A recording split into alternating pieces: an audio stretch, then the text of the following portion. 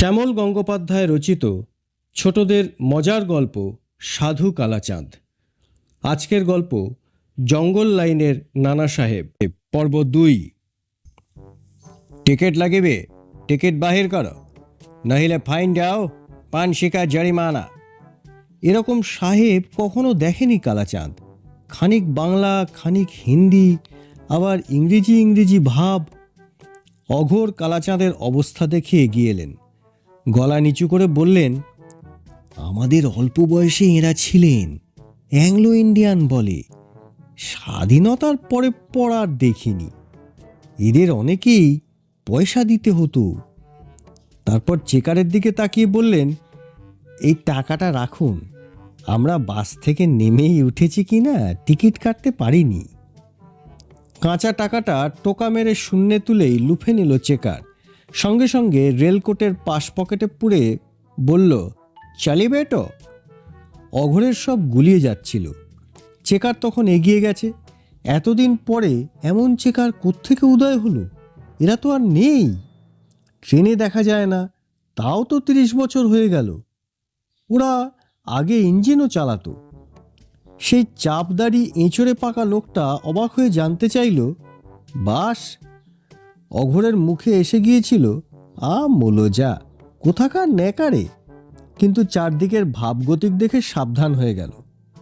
কেন, আমরা যেখান থেকে নামলুম? হ্যাঁ, অন্ধকার ঘর মতো। অঘোর আর কথা বাড়ালেন না, নিচু গলায় শুধু বললেন, ততক্ষণে কামরার অন্য 3-4 জায়গায় আদি আর নতুন প্যাসেঞ্জারের তুলকালাম বেঁধে গেছে। কামরার বাইরে বৃষ্টিতে অন্ধকার বেশ তো হচ্ছিল। পরীক্ষা দিতে বেরিয়ে সেই সকালবেলা কাঁথির বাস ধরতে হয়েছে। তারপর তো হেডগার্ড, ফ্লাইং গার্ড আর পুলিশের হাতে হেনস্থা। আচমকা বাবার উদয়। অবশেষে কালাচাঁদকে নিয়ে বাসে খড়গপুর যাত্রা। তা এসে ঠেকেছে মাঝরাতের এই ট্রেন জার্নিতে। চোখ ভেঙে এসে ঝিমুনিতে সে দলা পাকিয়ে যাচ্ছিল। তবু কালাচাঁদ চোখ বুঝতে পারছিল না। ঘুম এসে যায় আর মাঝে মাঝেই মনে পড়ে যায়, এই কেমন ট্রেন রে বাবা! আজব সব প্যাসেঞ্জার, আজব চেহারা, আর কি ভয়ঙ্কর বৃষ্টি, সেই সঙ্গে পাগলা হাওয়া, অন্ধকার। নিঃসন্দি স্কুলের সেক্রেটারি ভবভূতিবাবু হয়তো এখন কাজু বাদামের গদিতে শুয়ে শুয়ে তাঁর স্কুলের গল্প স্যারের কথা ভাবছেন। বড় ভালোবাসতেন কালাচাঁদকে। তাঁরই অভিশাপে এই ঝড় বৃষ্টি নামেনি তো। হুড়মুড় করে ট্রেন এসে থামলো আরেকটা স্টেশনে। ঝড়ে হয়তো ইলেকট্রিক তার কেটে গেছে, কিন্তু সব স্টেশনেই কেমন অপরিচিত ভাব। এমন স্টেশন কালাচাঁদ আগে দেখেনি। গ্যাস বাতি, লণ্ঠন দুলিয়ে স্টেশনের নাম হেঁকে যাওয়া, আর কী সব নাম স্টেশনের! খানিক আগে গেছে সুকুমারীতলা, এখন গ্যাসবাতির কাছে স্টেশনের নাম পড়ে নিল কালাচাঁদ, বড় জঙ্গলগড়। কি নাম রে বাবা! স্টেশনটা চারদিক থেকে বোধহয় দশাশই বড় বড় গাছের ডালপালায় ঘেরা। আলোর বাইরেই থকথক করছে অন্ধকার। বড় জঙ্গলগড়ে অঘোরেরও টনক নড়ল। এটা কি হলো? কয়েকজন লোক নিজেদের ভেতরে কথা বলতে বলতে কামরায় উঠছিল। কথাগুলো অনেকটা এরকম, শুনেছ ভট্টাচ, পরমহংসদেবের শরীর ভালো যাচ্ছে না। আর একজন বলল, কাশীপুরের বাগানে গিরিশ ঘোষ বসে কাঁদছিলেন। ঘর থেকে বেরিয়ে ঠাকুর গিরিশকে অমন কাঁদতে দেখে তার বুকে পা ঠেকিয়েই কল্পতরু হয়েছেন। ভট্টাচ বলল, ওই করেই তো পরমহংসদেবের শক্তি ক্ষয় হচ্ছে। মনে হয় এ দেহে আর থাকবেন না। অঘোর আর থাকতে পারলেন না। কোন পরমহংসদেব? ভট্টাচ লোকটি হো হো করে হেসে উঠল। অমন পরমহংস আর কজন আছেন দেশে? গিরিশ ঘোষ মানে? ভক্ত ভৈরব, অ্যাক্টর, নাট্যকার, মোশন মাস্টার, কি নয়! বিল্বমঙ্গলে সেই রজ্জুভ্রমে সর্প। অঘোর ভালো করে দুহাতে নিজের চোখ ডললেন। ভট্টাচের গায়ে স্রেফ উড়ুনি। সঙ্গী সাথীদের শরীরের ওপরের দিকটা মেরজাই মতো অনেককাল আগে দেখা একরকমের তুলোর জামায় ঢাকা। ওদের কথাবার্তায় বোঝা যাচ্ছিল ওরা কলকাতা যাবে, কোনো পণ্ডিত বিদায়, দক্ষিণা আর কাপড়ের আশায়। সেই সুবাদে কালীঘাটটাও ঘুরে নেবে। নিজের বেটা দানিকে নিয়ে গিরিশবাবু পড়েছেন মহা ফাঁপড়ে। দেখেছ ভট্টাচ, বাপের মতো উচ্চারণ হয় না জিভে, আর ভাঙেনি, তবু দানি থিয়েটারে নামবে। কোন বাপের এটা পছন্দ হয় বলো? অঘোর শুনছিলেন আর তার চোখ বড় বড় হয়ে উঠছিল। তার উল্টো দিকে চাপদেরেল চোখের সুতো লাগানো চশমা আবার নাকে বসিয়ে চাদরের ভাঁজ থেকে একখানা খবরের কাগজ বের হলো। কালাচাঁদ দেখল, দ্য ইংলিশম্যান, বেটে মতো। এমন কাগজের নাম তো সে শোনেনি। কি বিচ্ছিরি ছাপা, হরফগুলো ধেবড়া ধেবড়া। কাগজ পড়তে পড়তেই লোকটি সবাইকে শুনিয়ে শুনিয়ে বলল, দেবেনবাবুর ছোট ছেলেরও বিয়ে হয়ে গেল। ভট্টাচার্যের কানে কথাটা যেতেই সে লুফে নিল। কার ছোট ছেলে? দেবেনবাবুর। কোন দেবেন? নাকের ওপর থেকে চশমা নামিয়ে লোকটি বলল, দেবেনবাবু কলকাতায় কজন আছেন শুনি? ভট্টাচার্য মিয়ে গেল। দেখুন আজ্ঞে, আমাদের তো কলকাতায় যাওয়া পরে অবরে সবরে, রাজধানীর সব খবর তো পাইনি। জোড়াসাঁকোর দেবেন্দ্রনাথ। ও তাই বলুন। দ্বারকানাথের ছোট নাতির বিয়ে হয়ে গেল? তা বিদায় আদায় ভালোই হলো বলুন। লোকজন হয়েছিল? তার হবে না, প্রিন্সের ছোট নাতির বিয়ে। প্রসঙ্গ ঝড় বৃষ্টিতে চলে গেল। একজন বললেন, এমন বৃষ্টি সে তার বাবার জন্মেও দেখেনি। এক অতিবৃদ্ধ খানিক কেশে বলল, যেবারে লর্ড ডালহাউসি রানীগঞ্জ অবধি রেল লাইন টেনে দিলেন, সেবারে এমন বৃষ্টি হয়েছিল। দামোদর সব ভাসিয়ে দিল, মায়ের রেল লাইন অবধি। কোম্পানি সবাইকে খুব খিচুড়ি খাইয়েছিল সেবারে। বৃষ্টির কথা চলল খানিকক্ষণ। বিদ্যাসাগরের জন্মবছরে খুব ঝড় বৃষ্টি হয়েছিল। এ কথা বলে ভট্টাচার্য জানালো, সে দেখেনি, তবে তার বাবার মুখে শুনেছে। বাসের প্যাসেঞ্জাররা সবাই এবার চুপ হয়ে গেছে। যে যার জায়গায় বসে হাঁ করে কথাগুলি গিলছিল, আদি প্যাসেঞ্জারদের সঙ্গে ঝগড়াঝাঁটি বেমালুম ভুলে গিয়ে। ভিজে অন্ধকারের ভেতর দিয়ে ট্রেন ছুটছিল। ভাগ্যিস এই জঙ্গুলে লাইনটা চালু আছে, নইলে আমাদের যাওয়াই বন্ধ হয়ে যেত। একজনের এ কথায় আর একজন বলল, এ লাইন বন্ধ হবার নয়, কলকাতা থেকে সিধে নাগপুর অবধি লাইন বসছে। রেলের পার্টি বসছে কাঠের বর্গার ওপর। এ লাইন বন্ধ থাকলে সে কাঠ পাবে কোত্থেকে? আর একজন বলল, লাইন বসাতে গিয়ে নদীর ওপর আকচার পোল বসাচ্ছে, তাই নদীগুলো বাঁধা পড়ে পাগলাটে ব্যবহার করছে। বলো ভট্টাচার্য, নদী আগে এমন খ্যাপা ছিল? ভট্টাচার্য বলল, সরস্বতী, কুন্তী, রূপনারায়ণ সব কেমন মিয়ে গেছে কবছরে। বর্ষা এলে দুকুল ভাসাবে, চালের মন ধরা ছোঁয়ার বাইরে চলে যাবে। 2 টাকা 2.5 টাকা তো হবেই। এর ভেতর অঘোরের উল্টো দিকের লোকটি আফসোস করে বলল, 2 বছর হলো মাইকেল নেই। কালীপ্রসন্ন গেছেন, হরিশ গেছেন, বঙ্কিমা লিখছেন না, শরীর নাকি খারাপ। দীনবন্ধু বদলি হয়ে ডাকঘরের কাজে হেথা হোথা কেবলই ঘুরে বেড়াচ্ছেন। দেশের ভবিষ্যৎ অন্ধকার। ভট্টাচার্য বলল, কোম্পানি গিয়ে মহারানী এলেন তা তো বুঝলুম, কিন্তু রানীর রাজত্বের 50 বছর করতে গিয়ে গঙ্গার গায়ে পোল বসলো কেন? খামোখা বিপত্তারিণীকে ভয়ঙ্করী করে তোলা নয় কি? চাপদারি বলল, আপনি জুবিলি ব্রিজের কথা বলছেন তো? ওই যা বোঝেন, ওটা কিন্তু দরকারি। বৃষ্টি থেমে এলেও পাগলা বাতাস যায়নি। আকাশের একটা দিক ভোরের জন্য তৈরি হচ্ছিল। কালাচাঁদ ভট্টাচার্যের কানের কাছে গিয়ে বলল, ও মশাই, এ ট্রেন কলকাতায় পৌঁছবে কখন? এ ট্রেন তো কলকাতায় যায় না, এ তো জঙ্গলের লাইন। তার মানে? তুমি কি এদিকে নতুন এসেছো?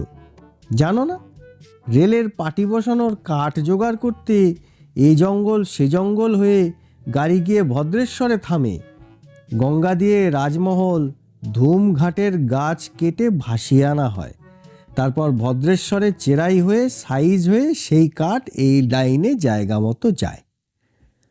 গাড়ি তো তবে অনেক ঘুরে ঘুরে আসে। তা তো আসবেই। ছোটনাগপুর, সাঁওতাল পরগনা, গিরিডি, দুমকা, বীরভূম, বাঁকুড়া, রানীবাঁধ, খাতড়া, গোদাপিয়াসল, কাঁকসার জঙ্গল ছুঁয়ে ছুঁয়ে এ লাইনের শেষ ভদ্রেশ্বরে এসে থামে। নাগপুর অবধি রেল নেবে বলে কোম্পানি বসেছিল। মিউটিনিতে সেপাইরা জায়গায় জায়গায় উইরে দেয়। মহারানীর সরকার ফের লাইন বসিয়েছে, তাই তো যাওয়া আসা চলবে। ভদ্রেশ্বর থেকে কলকাতায় লাইন শুনেছি ফের বসাচ্ছে। ভালো হয়নি বসানো, গাড়ি কাঁপে। নতুন করে মাটি ফেলছে শালকে অবধি। অঘোর আর তার ছেলে কালাচাঁদের সব গুলিয়ে যাচ্ছিল। অঘোর কির্লোস্কার পাম্প বসিয়ে খেতে জল দেন। পাশের জমিতে একটা জনস্টন 10 ঘোড়ার ডিজেল পাম্প জল তোলে, কিন্তু ডালহাউসি নামে কোনো পাম্পের নাম তো তিনি শোনেননি। সে কত ঘোড়ার পাম্প? ডিজেল নাকি পেট্রোলে চলে, কিংবা কেরোসিনে? রামকৃষ্ণ, গিরিশ, বর্ণপরিচয়ের বিদ্যাসাগর জানে, জানে বঙ্কিম, বন্দে মাতরমের লেখক, কিন্তু দেবেনবাবু বা দীনবন্ধুর নাম সে শোনেনি। অবশ্য মাইকেল শুনেছে, ছিল এক দাড়িওয়ালা কবি, ছবিও দেখেছে। কিন্তু এরা কারা? এ ট্রেনেই বা কোথাকার? এরা কাদের কথা বলে? কোথায় থাকে? এ লাইন কোথাও তো শেষ হবে গিয়ে। ভট্টাচার্য আর তার সঙ্গী সাথীরা তখন কলকাতার হাজার মজা নিয়ে কথা বলছিল। পালকি বেহারার পালকি বইতে অস্বীকার করে কি ভুলই না করেছে। এখন দেখো, সেখানে ঘোড়ায় টানা কেরাঞ্চি গাড়ি ঢুকে পড়েছে। রুজি রোজগার লাটে উঠল ওদের। গোড়া সেপাইরাও বেহারাদের দেখলেই বেধড়ক পেটাচ্ছে। অন্যজন বলল, মহারানীর রাজত্বে কড়া শাসন, তাঁতিয়া টুপির ফাঁসি হয়ে গেল। নানা সাহেব নেপালে পালালো। কাছাড়ের চা বাগানে নানা সাহেবকে দেখা গেছে। বুড়ো হয়ে গেছেন, আগের মতো আর জোর নেই গায়ে। অমন শোনা যায়, তাকে ধরা অত সহজ নয়। বহুরূপী হয়ে ঘুরছেন তিনি, তাকে ধরে কার সাধ্যি? মিউটিনির ভেতর আমার বিয়ে হয়েছিল ভট্টাচার্য। সে কথায় কেউ কান দিল না। ট্রেনের নিচে একটা নদী পড়ল। অন্ধকার রাতের নদী, কতটা জল, কি নাম, বোঝার কোনো উপায় নেই। এবারের স্টেশনটা ভারী অদ্ভুত। ঝড়ে বৃষ্টিতে টালির ছাদ উড়ে গেছে। স্টেশনের লোকজন দৌড়োদৌড়ি করছে। বড় দুটো সেজবাতি, 3 জন খালি গা মানুষ বাঁশের ভাড়ায় ঝুলিয়ে দাঁড়ালো। ভট্টাচার্য কামরার জানলা দিয়ে বাইরে তাকিয়ে বলে উঠল, ও পরীক্ষিত, এ যে কল্পনাপুর এসে গেল। দেখো কি হাল হয়েছে ঝড়ে। ওই দেখো, গোড়া সেপাই দাঁড়িয়ে। কি হয়েছে বলো তো? গাড়ি আর ছাড়ে না, বাঁশি বাজে, ছাড়ো ছাড়ো ভাব, আবার থেমে থাকে। ভট্টাচার্য বলে উঠল, শেষে কি ইঞ্জিন বিগড়ে এই নিগ্রহ? কাঁতক বসে থাকা যায় পরীক্ষিত? পরীক্ষিত লোকটা খিকখিক করে হেসে উঠল। সে হাসি দেখে অঘোর জ্বলে গেলেন, কিন্তু কিচ্ছু করার নেই। বৃষ্টির তো কোনো খামতিই নেই। তারপর বাতাস বইছে শোঁ শোঁ। সব অচেনা জায়গার ওপর দিয়ে ট্রেনটা চলেছে। কল্পনাপুর এমন নামের কোনো জায়গার কথা তিনি কোনোদিন শোনেননি। রাত্রিরও শেষ হয় না। সামনেই স্টেশন বাড়ি, যার ছাদ নেই। বড় সেজবাতির আলোয় দেখা যাচ্ছে মাস্টারবাবু ছাতা মাথায় দিয়ে টরে টক্কার একটা যন্ত্রে অনবরত আঙুল টিপছেন আর তুলছেন। এ যন্ত্র অঘোর নিজে যখন স্কুলে নিচু ক্লাসে পড়তো তখন শেষ দেখেছে। এসব তো আর দেখাই যায় না। স্টেশন মাস্টার রেল লাইনের বড় নুড়ি দিয়ে কাগজপত্র চাপা দিয়ে রেখেছেন, পাছে উড়ে যায়। চাপদেরের লোকটা সুতো ঝোলানো চশমাটা আবার নাকে বসিয়ে সেই বিতিকিচ্ছিরি ছাপা কাগজখানা থেকে বকের মতো হরফগুলো খুঁটে খুঁটে খেতে লাগলো। খানিক খায় আর নিজেরই কথা বলে ওঠে। সব কথার মানেও ধরতে পারেন না অঘোর। যেমন, বেঙ্গল প্রেসিডেন্সির চাষিদের পোয়া 12 এখন, কি বলেন? অঘোর দেখলেন তারই দিকে তাকিয়ে বকটা কথা বলছে। হাতে সেই খবরের কাগজখানা। আন্দাজে তিনি মাথা নাড়লেন। জমিদার তালুকদাররা আর ইচ্ছে মতো খাজনা বাড়াতে পারবে না। 12 বছর একটানা চাষ দিতে পারলে মাছ চাষের জমি চাষির হয়ে যাবে। অঘোর মনে মনে বললেন, কি বলে পাগলটা, এখন আবার জমিদার কোথায়? সব জমির জমিদার তো এখন সরকার। কিন্তু বুঝলেন, আপত্তি করে কোনো লাভ নেই। এ এক পাগলের ট্রেন, এখন দিনের আলো ফুটলে বাঁচা যায়। আবার খানিকক্ষণ চুপচাপ। কোণের দিকে ট্রেনের এক সাবেক প্যাসেঞ্জার টিকে ধরিয়ে দিব্যি ভুরুক ভুরুক জুড়ে দিল। তারই ভেতর চাপদারি আবার শুরু করে দিল নিজের মনে মনেই। শেষে একদম অঘোরের দিকে তাকিয়ে, শিশিরবাবুকে 100 সাবাস, কি বলেন? শিশিরবাবু? ঘাবড়ে গিয়ে জিজ্ঞাসাই করে ফেললেন অঘোর। আহ, বেঙ্গল প্রেসিডেন্সিতে শিশিরবাবু আবার কজন? বঙ্কিমচন্দ্রের ক্লাস ফ্রেন্ড, যশোরের শিশির কুমার ঘোষের কথা বলছি। ছোটলাট ইচ্ছামতি দিয়ে লঞ্চে যাচ্ছিলেন। নদীর 2 তীর ধরে নীল চাষিদের দাঁড় করিয়ে দিয়েছেন। কিছু নীল চাষি সাঁতরে গিয়ে ছোটলাটের লঞ্চ ধরেছে। নীল? কোথাকার লোক মশাই আপনি? নীল চাষ শোনেননি? দাদন দিয়ে জোর করে নীল বুনে দেয় সাহেব জমিদারেরা। কথা না শুনলে শ্যামচাঁদ। শিশির ঘোষ তো ছোটলাটকে চাষিদের কথা শুনতে বাধ্য করলেন। 3 cheers for Shishir Ghosh, hip hip hurray, hip hip. থামতে হলো লোকটাকে। কত কি জানেন! অঘোর দেখলেন সারা দেশে কত কি ঘটে যাচ্ছে, অথচ তিনি তার কোনো খবরই রাখেন না। ট্রেন সিটি দিয়ে চলতে শুরু করেছে আবার। অঘোর ভাবলেন, এইবারে বুঝি তিনি রেহাই পেলেন। কিন্তু না, চলন্ত ট্রেনের খোলা দরজার দিকে তাকিয়ে ভট্টাচার্য চেঁচিয়ে উঠল, ওরে বাবা গো, 3টে জ্যান্ত ঘোড়া, সেই 3টের পরীক্ষিত। এমন বিপজ্জনক অবস্থার ভেতরেও কালাচাঁদ দেখল পরীক্ষিত এবার আর খিকখিক করে হাসল না। লালমুখো 3 সাহেব, অদ্ভুত পোশাক, মাথায় হ্যাট, হাফ প্যান্ট, চামড়ার পটিমোড়া বুটের ফিতে হাঁটুর কাছাকাছি। ওদের পেছন পেছন খালিগা 3টে লোকও চলন্ত ট্রেনের দরজা দিয়ে ঢুকল, হাতে ঝোলানো সেজ লণ্ঠন। কামরা শুদ্ধ সবাই তটস্থ। আগেকার প্যাসেঞ্জাররা তো চুপচাপ, বাসের যাত্রীরাও চুপচাপ, কিন্তু ভয়ঙ্কর অবাক। ভট্টাচার্য বেঞ্চের নিচে সেঁধিয়ে গিয়েছিল। তাকে উড়ুনি সমেত এক গোড়া টেনে বের করে সিধে দাঁড় করিয়ে দিল। ও সাহেব, বাপ পিতে মোর দিব্যি করছি, আমি কুইনের অনুগত প্রজা। গোড়াটার চোখের পলক তাতে একটুও পড়ল না। তুমি পণ্ডিত আছো? সত্যি কথা বলিবে? 3 সত্যি সাহেব, মহারানীকে খুব ভক্তি করি আমরা। বাকওয়াজ বন্ধ করো। ধন্দুপন্তকে দেখে আছো? সে এই কামরায় শেল্টার লইয়াছে। ও নাম কোনোদিন শুনিনি সাহেব, ওরকম কাউকে কোনোদিন দেখিনি। নেপাল হইতে কাছাড়, তারপর বক্সার ডুয়ার্স হইতে ধন্দুপন্ত প্লেন্সে নামিয়া আসিয়াছে। সে গঙ্গা ক্রস করিয়াছে। চোখে সেই চশমা লাগিয়ে চাপদারি কি বলতে যাচ্ছিল, আরেক গোড়ার ধমক খেয়ে গোড়ায় কুঁকড়ে গেল। খালিগা লোকগুলো সেজ লণ্ঠন বেঞ্চের ওপর রেখে দিয়ে একটু জিরিয়ে নিচ্ছিল। ওদেরই একজন চাপদারিকে অভয় দিল। ভয় পালি চলবে না কর্তা, যা জানেন বলে দেন না কেন? চাপদারি এবার উঠে দাঁড়িয়ে বলল, ইউ মিন নানা সাহেব? সে এখানে কোত্থেকে আসবে? ইয়েস। একজন গোড়া বড় করে নিঃশ্বাস ফেলে বলল, দ্য ট্রেচারাস নানা ফার্নাবিস, উহাকে আমরা ধরিবই। ভট্টাচার্য সাহস করে বলল, হ্যাঁ হ্যাঁ, ধরে ফেল, 25 বছর হতে চলল তো। হোয়াট? না, বলছিলাম নানা সাহেব এই কামরায় নেই সাহেব। আর তার তো এখন বয়স হয়েছে, এই বাদলার রাতে রেলগাড়ি চড়তে আসবেন তিনি? সে সব পারে, তাহার সঙ্গে পাণ্ডুরঙ্গকে আমরা ফাঁসি দিয়াছি। চাপদারি বলল, রামকৃষ্ণ পাণ্ডুরঙ্গ? ইউ মিন তাঁতিয়া টোপে? 3 নম্বর গোড়া সেপাইটি এতক্ষণ কোনো কথা বলেনি। সে হেসে বলল, you are a knowledgeable person babu. তাঁতিয়া Tope cut like a general and we hanged him. But Dhondupant, your Nana Saheb কথার খেলাপ করিয়াছে।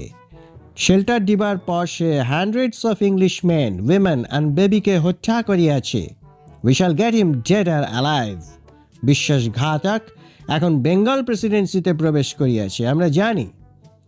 সেজ লণ্ঠনের আলো সেই খালিগা লোকগুলো এক একজন প্যাসেঞ্জারের মুখের সামনে তুলে ধরতে লাগলো, আর 3 গোড়া মিলে 6 চোখে একজনকে খুঁটিয়ে খুঁটিয়ে দেখে যাচাই শুরু করলো। লাল মুখ, কোমরে পিস্তল, ঝুঁকে পড়ে দেখতে দেখতে একজন গোড়া চেঁচিয়ে গাঁক গাঁক করে বলল, "None will leave the compartment. It's an order. In the name of Her Majesty, the Queen Victoria of Great Britain and Empress of India." ধমকানো গলায় বিদেশি ভাষায় এই আদেশের কিছুই বুঝতে পারল না ভট্টাচ। ভয় পেয়ে হাউমাউ করে কেঁদে উঠল, "ও পরীক্ষিত, দেশে ফিরে আমার খবরটা তোমার খুড়িমাকে দিও।"